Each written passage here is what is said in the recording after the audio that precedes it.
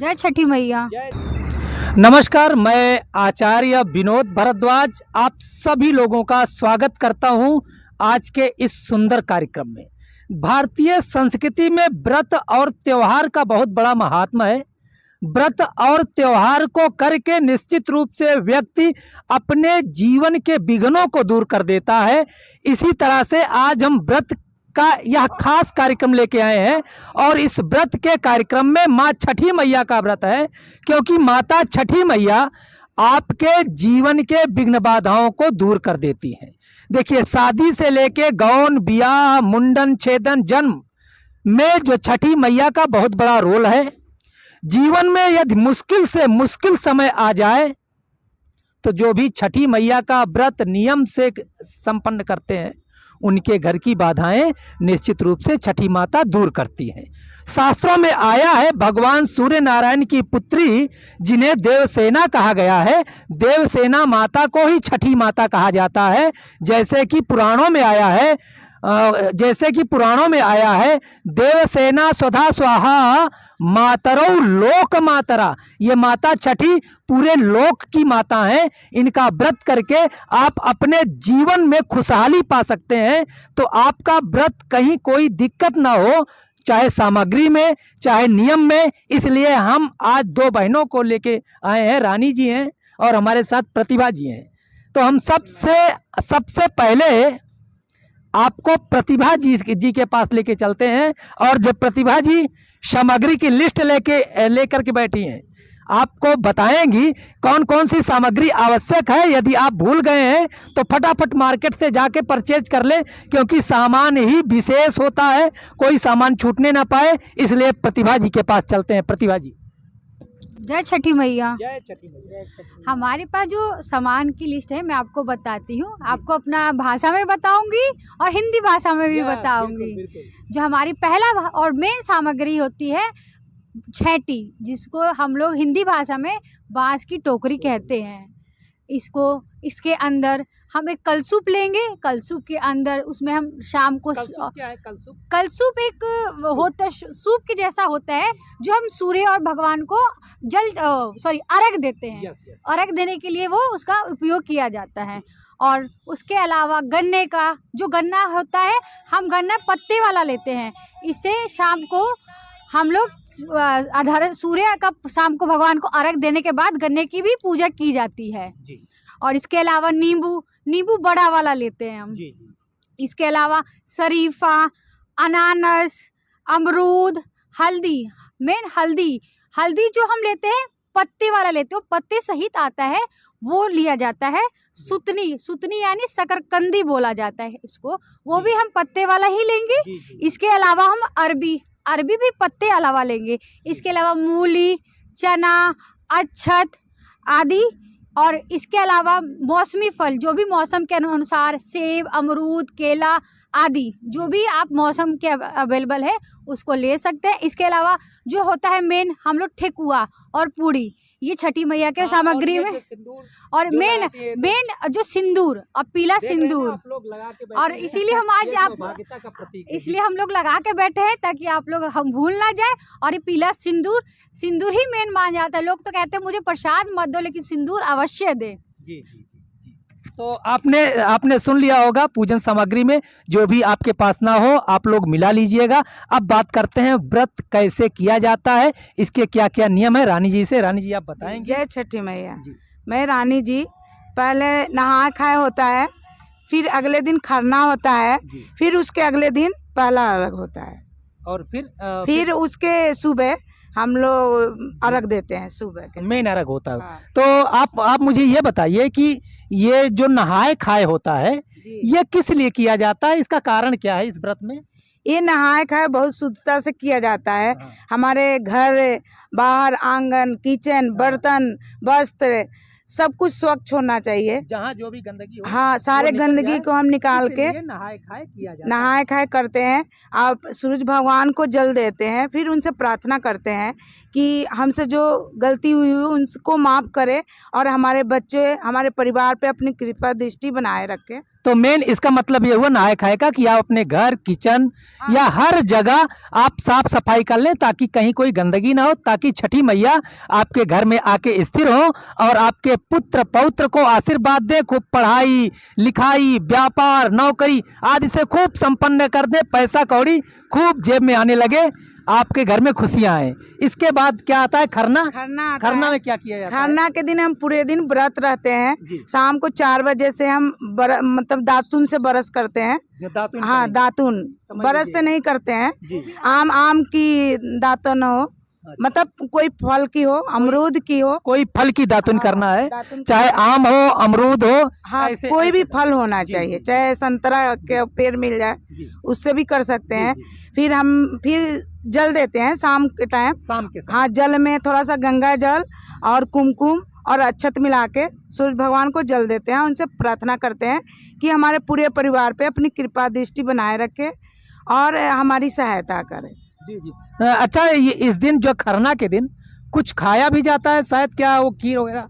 हाँ, शाम को जब हम लोग नहा उहा लेते हैं तो एक रूम हम अच्छे से क्लीन करके रखते हैं, उसमें सारा सामान रहता है, चूल्हा हमारा, बर्तन, आटा, गुड़, चावल और साठी का चावल खीर में जरूर डालना होता है। खीर में जरूर डालना होता है। हाँ, और गुड़?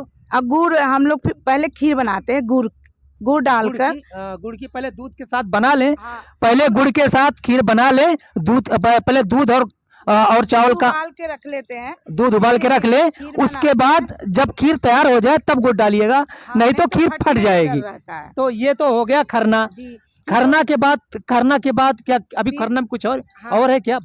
खीर और रोटी बनाते हैं, फिर उसमें घी लगा के रख लेते हैं, फिर केला का पत्ता मंगवाते हैं, फिर उस पे हम लोग खाते हैं खीर, रोटी और केला, जो भी आप फ्रूट खा सकते हो, जो भी सामान मीठा सामान उसमें खाने होते हैं और अपना जल रखते हैं। फिर अग्नि देवता को उसमें हुमाद करते हैं। हुमाद करने का मतलब यहाँ पे हवन है कि आप जब पूरा भोजन बना ले तो आप अग्नि बनाइए कंडे पे। हाँ, एक उपला मंगाते हैं, उस पे वो हुमाद, वो क्या बोलते हैं, हवन सामग्री। हाँ, हवन सामग्री, एक विशेष हवन सामग्री होती है। उस पे हम जो खाते हैं खीर, रोटी, फल, उसमें डाल के अग्नि भगवान को, छठी मैया का नाम लेके, सूरज भगवान का नाम लेके और उनसे प्रार्थना करते हैं।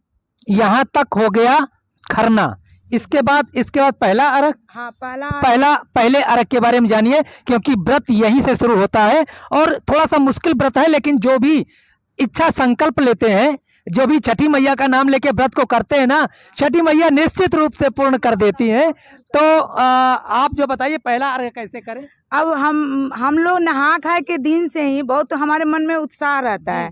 हम लोग गाना गाते हुए सारा काम करते हैं और उस दिन भी हम पूरा दिन बिना अंजल के रहते हैं। शाम को 12 बजे, मतलब 12 बजे से नहा के, और ठेकुआ का मतलब दोपहर के बाद। हाँ, दोपहर के बाद, और ठेकुआ पूरी घी में बनता है। अच्छा, शुद्ध घी में बनता है? हाँ, घी में बनता है, जितना भी अपना बना, गुड़ का उपयोग करते हैं, चीनी में नहीं बनाते हैं। और गाना भी गाते हैं हम उसमें, मतलब बहुत खुशी मिलती है, गाना अभी हम सुनेंगे। ठेकुआ के बारे में भी आप जरूर बताइएगा, लेकिन और आगे बताइए ठेकुआ का बना के अपना वो दौरा सजा लेते हैं। हाँ। जैसे प्रतिभा जी ने अभी बताया कि बांस का हम कोलसुप मंगवाते हैं और दौरा रहता है, उसमें सब रख लेते हैं घाट पे जाने के लिए, कि पहला अर्घ होता है। फिर हम अच्छे वस्त्र, जो नए सुंदर वस्त्र, हाँ, और सिंदूर जरूर लगाते हैं। हाँ, नाक वो घाट पे जाते हैं तो वहाँ लगता है। जी। हाँ, और फिर एक घोल बनाते हैं आटे और उसका हल्दी डाल के, और उसमें हाथ में लगाते हैं, फिर सिंदूर लगाते हैं। वही हमारे मतलब नाक से ऊपर तक। अच्छा, ये चीज वो हल्दी के साथ सिंदूर लगाए तब लगाते हैं? हाँ, वहाँ घाट पे ही लगता है। जो हमारे साथ हमारी देवरानी हो, ननद हो, हमारी सास हो, वो लगाती है। हम तो जल के लिए। तो शाम वाला अर्घ कैसे किया जाता है? इसको लेके जाते हैं? हाँ, दौरा हमारे जो पति होते हैं या हमारे बेटे हैं, वो अपने सर पे रख के जाते हैं। तब हम घाट पे जाते हैं। घाट पे जाके क्या करेंगे, पूजा करेंगे क्या? हाँ, पूजा छठी माता की वो जो पहले छठी मैया बनी रहती है मूर्ति, पिंडी जो होती है। हाँ, उनके आगे जाके वहाँ दौरा रखते हैं, जी। उनको वहाँ जाके गाना भी गाते हैं। जी। फिर हम और घाट हल्दी चावल रोली वहाँ पे चढ़ा हाँ चढ़ा के वहाँ पूजा करके फिर जो दौरा में हम सजाए रहते हैं ठेकुआ जी और वो बड़ा वाला नारियल, बड़ा वाला नींबू, सेब, केला जी। सब वो सजा के और उसको ढक के फिर हम घाट पे ले जाते हैं। घाट पे आने के बाद अर्घ कैसे दिया जाता है शाम को? अर्घ सूरज भगवान को, डूबते सूरज को हम अर्घ देते हैं। कैसे वो सूप हाँ, लेकर के? हाथ में पहले तो वो टीकते हैं, हाँ, ऐसे ऐसे करके हाँ, नाक के हाथ पे जो टीका लगा के फिर उसी हाथ में वो दौरा लेते हैं, कोलसूप। जी जी। कोलसूप लेके सूरज भगवान को हम 5 बार जल में ऐसे करके वो अर्घ देते हैं और प्रार्थना करते हैं सूरज भगवान से कि हे सूरज भगवान, हमारे पुत्र, हमारे पति, हमारे परिवार जो कमी हो सब हमें दीजिए और हमसे जो पूजा में गलती हुई हो उसको माफ कीजिए। अच्छा, एक चीज बताइए, क्लियर करिए, क्या इस दिन खाना पीना कुछ होता है क्या आप लोगों का? कुछ नहीं, पानी भी नहीं पीते। अच्छा, पूरे दिन नहीं और पीते? माता की इतनी कृपा होती है कि हमें भूख प्यास लगता भी नहीं है। हाँ, तो ये तो महसूस नहीं होता है कि हम व्रत किए हैं। हाँ, तो यही महिमा है छठी मैया की कि जो भी पूरी श्रद्धा से व्रत रखते हैं ना, सब कुछ आनंद हो जाता है।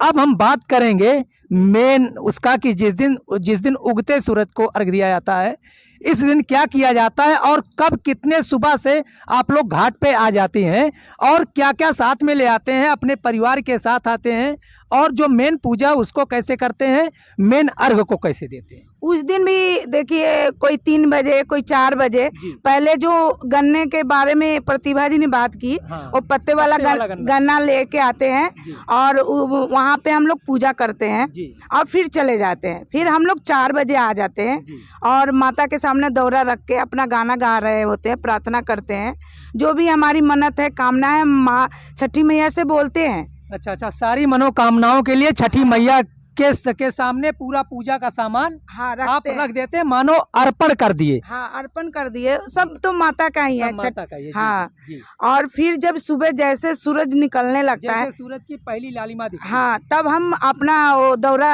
घाट पे ले जाते हैं। अच्छा, जहाँ पे जल होता है देख रहे हैं आप पीछे, ये जो घाट बन रहा है ना, इसी घाट में पानी होगा, यहीं पे लोग आएंगे। हाँ, आकर के क्या फिर करेंगे? आके हम अपने वो दौरा में से कोलसूप निकालते हैं। कोलसूप का मतलब सूप वही? हाँ, जो जिसमें ठेकुआ, पूरी, नारियल, केला सब फल रहते हैं उसमें। फिर हम आगे पानी में खड़े हो जाते हैं, घुटने भर पानी। हाँ। अच्छा, एक चीज ध्यान रखिएगा, ज्यादा पानी में मत जाइएगा। अगर आप लोग नदी वगैरह में हैं, केवल घुटने तक पानी का ही नियम है, वहीं तक रहिएगा। हाँ, घुटने तक पानी में अपने कोलसूप को हाथ में लिए सूरज भगवान को देखते रहते हैं। छठी मैया सूरज भगवान को मनाते रहते हैं। अच्छा, जय जय, हाँ, मन की इच्छा को व्यक्त करते हैं। हाँ, अपने, और ऐसा कहा जाता है कि साल भर में वो कामना जरूर पूरी होती है। हाँ, जिसको जो भी कामना है, जिसको पुत्र नहीं है छठी मैया पुत्र देती है, जिनको धन की चाह है, जिसको जो चाहता है छठी मैया पूरा करती है। जी, तो ये यहाँ पे हो गया। अब आप लोग समझ ही गए होंगे कि अर्घ देने के बाद फिर क्या करते हैं, अपने घर में जाते हैं, प्रसाद तो अर्घ पंडित जी आते हैं, दूध से हम लोग सूरज भगवान को अर्घ देते हैं। अच्छा, फिर अर्घ दे के फिर आते हैं जहाँ छठी मैया का मूर्त बना होता है, फिर वहाँ रखते हैं। फिर वहाँ पे जल और जो मिठाई, लड्डू, फल फ्रूट रहता है उनको चढ़ाते हैं और फिर अपने घर जाते हैं प्रसाद लेके। तो उस प्रसाद को फिर वो तो बहुत सारा प्रसाद है, एक दौरा, आप लोग क्या करते हैं उसको? फिर हम लोग बांटते हैं, हमारे आस पड़ोस में है, हमारे रिश्तेदार है, हमारे दोस्त हैं। अच्छा, ये कार्य बहुत जरूरी है कि जो है दौरा का प्रसाद जो है उसे अकेले नहीं रखना है, सबको छठी मैया का प्रसाद प्राप्त हो। जिसको जानते हैं उसको भी देते हैं, जिनको नहीं जानते हैं उनको भी देते हैं, जिनसे झगड़ा लड़ाई हुई हो उनको नहीं, सबको देते हैं, सबको देते। तो इसका मतलब कि छठी मैया सब में प्रेम उत्पन्न करा देती है। अगर अगर पड़ोसियों में झगड़ा हुई हो तो सबसे पहले उनके यहाँ प्रसाद जाके दे, और जो छठी मैया सिंदूर भी हम ले जाते हैं, उनको भी नाक से लगाते हैं, सिंदूर भी दे, तो झगड़ा लड़ाई दूर हो जाएगी। अब प्रेम से रहें, क्योंकि पड़ोसी अच्छा है तो आप अच्छे रहेंगे।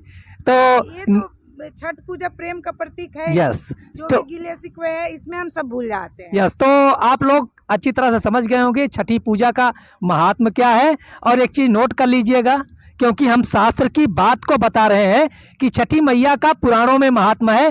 देवसेना स्वधा स्वाहा मातरो लोक मातरा, ये लोकों की माता है। शादी विवाह आदि में खोडस मातृका जो बनाई जाती है सिंदूर की ना, वही छठी मैया है। तो इनका विधिवत पूजन पाठ आप जो करके हर खुशी को प्राप्त कर सकते हैं, क्योंकि पूर्ण आस्था विश्वास के साथ जो भी पूजा को करेगा छठी मैया उसके जीवन में खुशियां देगी। एक बार प्रेम से बोलो छठी मैया की जय।